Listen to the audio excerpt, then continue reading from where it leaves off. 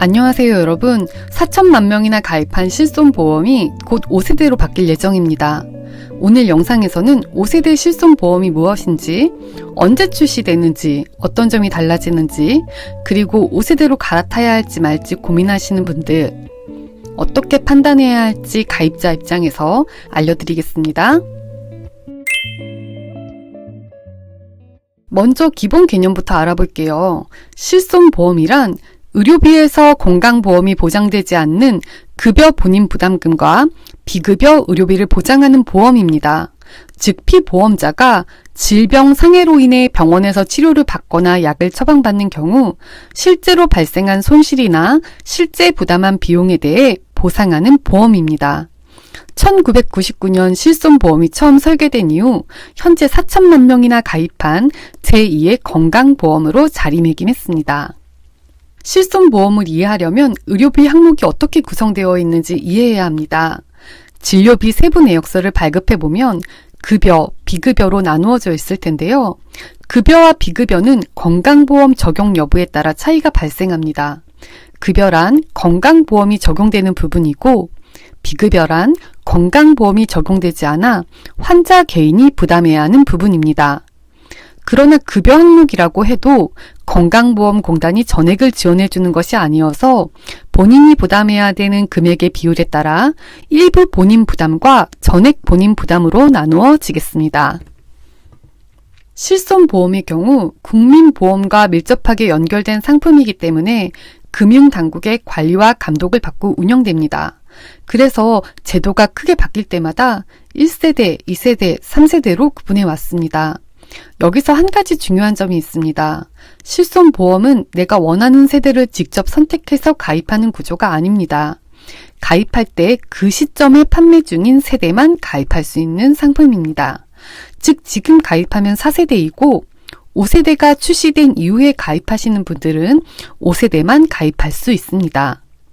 그리고 이번 5세대 개편의 지향점은 실손보험을 보편적 의료비와 중증 환자 중심으로 적정하게 보장하도록 바꾸는 것입니다.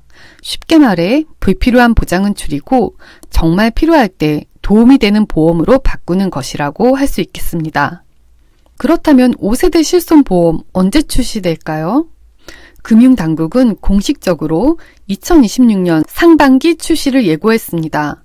그리고 주요 언론 보도에서는 2026년 4월 전후 출시 가능성을 언급하고 있는데요. 현재로서는 4월 출시가 유력한 상황입니다.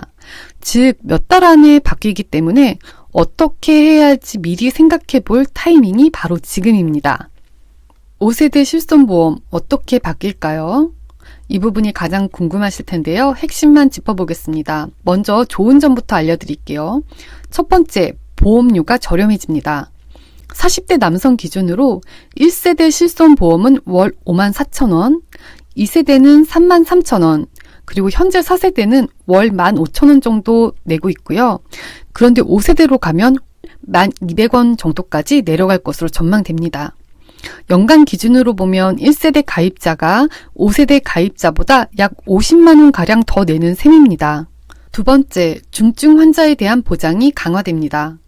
암이나 심장질환 같은 중증 질환이 있는 환자의 경우 상급 종합병원에 입원했을 때 비급여 본인 부담이 연간 최대 500만 원으로 제한됩니다. 즉 아무리 큰 치료비가 나와도 본인이 부담하는 금액에 상한선이 생기는 겁니다. 이건 현재 4세대보다 오히려 좋아지는 부분입니다. 세 번째, 임신, 출산 관련 급여 의료비가 새롭게 보장되었습니다. 그렇다면 어떤 부분이 크게 달라지는지 알아보도록 하겠습니다. 첫 번째, 급여 의료비. 급여는 입원과 외래로 구분하여 실손보험의 자기 부담률을 차등화합니다. 입원 치료의 경우 현행 4세대와 같이 실손보험료 자기 부담률을 일괄 20%로 적용합니다. 통원 치료 외래의 경우는 기존에는 일괄적으로 보장이었지만 5세대부터는 보장률이 달라질 것으로 예상됩니다. 두 번째, 비급여 의료비. 비급여는 중증 비급여와 비중증 비급여로 구분하여 보상한도, 자기 부담 등을 차등화합니다. 먼저 중증 비급여. 중증 환자의 해당 질환 치료를 위한 의료비를 보장하는 것으로 중증 치료인 만큼 실손보험이 사회 안전망 기능을 다할 수 있도록 현행 보장을 유지하되 상급 종합병원 입원 시 연간 자기부담 한도를 신설하여 현행 4세대보다 중증에 대한 보장을 강화했습니다. 다음은 비중증 비급여입니다. 의료체계 왜곡 및 보험료 상승의 주 원인으로 지목되는 만큼 보장 한도, 범위 축소, 자기부담 상향 등이 이루어질 예정입니다. 연간 보장 한도는 5천만 원에서 1,000만 원으로 축소되고요. 통원일당 20만 원, 병원의원 입원회당 300만 원, 자기부담 입원 50%, 외래의 경우 최대 50%까지 부담해야 하는 부분입니다. 세 번째, 보장에서 제외되는 치료입니다. 5세대 실손에서는 그동안 논란이 많았던 일부 비급여 치료가 보장에서 제외될 예정입니다. 이 항목들은 그동안 과잉 치료와 의료체계 왜곡의 원인으로 많이 지적받아온 것들입니다. 대표적으로 도수 치료, 체외 충격파, 비급여 주사제 등이 거론되고 있습니다. 5세대로 갈아타야 할지 말지 고민하시는 분들 많을 텐데요. 그럼 어떻게 해야 될까요? 첫 번째, 아직 실손보험이 없는 분들. 현재 4세대 실손보험에 가입하면 5년간은 4세대 보장을 유지할 수 있습니다. 4세대가 더 보장이 넓기 때문에 5세대가 출시되기 전에 4세대로 먼저 가입하시는 것이 유리하겠습니다. 두 번째, 2013년 4월 이후의 가입자들. 이 시점 이후에 가입하신 분들은 갱신 주기마다 자동으로 당시에 판매 중인 세대로 보장이 변경되는 구조입니다. 따라서 기존 보장을 그대로 받으시다가 갱신 주기에 해당 세대로 변경이 되겠습니다. 세 번째, 2013년 4월 이전 가입자. 이 부분이 참 중요한데요. 이 시기에 가입하신 분들은 재가입 개념이 없는 실손보험을 가지고 계십니다. 보험료는 올라갈 수 있겠지만 원하면 기존 보장 내용을 평생 유지할 수 있는 구조입니다.